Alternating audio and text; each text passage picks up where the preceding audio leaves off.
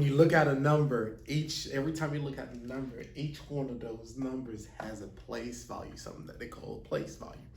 So usually they start from here and they give each one of those a place value. And that's kind of like the basis on how you're able to read this number and say, hey, this is 51,493. So now what we're gonna do is, hey, let's go back and find the place value of each one of those numbers. So what's the place value of the 3? The 3 here is, they call this one the ones place value. And the next one, they call it the tens place value. And this one, they call it the, and notice, it's not rocket science, the hundreds place value. Hundreds place value. It's not really that hard. So what they do is they start with 1, they add a 0, call that the tens. They add another 0, they call that the hundreds. They gotta add another 0, they're gonna call that the thousands place value. And they're gonna add another 0. They call this one the 10,000s place value. 10,000s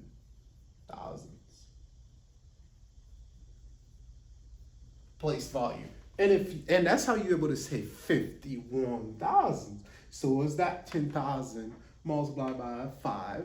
That's give you 50,000. And so 51,000, that's where it's coming from, because right here is the 10,000s place value. So you have 5 of those. So 10 times 5, that would give you 50. And if you didn't have the 5, this would be the thousands place value. This would be the hundreds place value. You have 4 of those, 400. This is the tens place value. You have 9 of those, that's how you have 90. This is the ones place value. You have 3 of those, that's how you have 3. So you end up with 51,493. And this is how you read those in terms of place value. So you start with 1.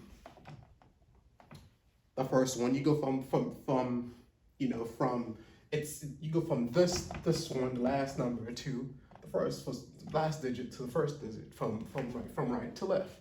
So you start with 1. This is the ones place value. There's S at each one of those. I hope I put it, yeah. So you start with 1. This is the ones place value. This is the tens place value, because you add a 0. Each time you add another 0. This is the hundreds place value. You add another 0. This is the thousands place value, and you add another 0. This is the tens thousands place value. And this is how you find the place value of each one of those numbers. Yeah, that's it.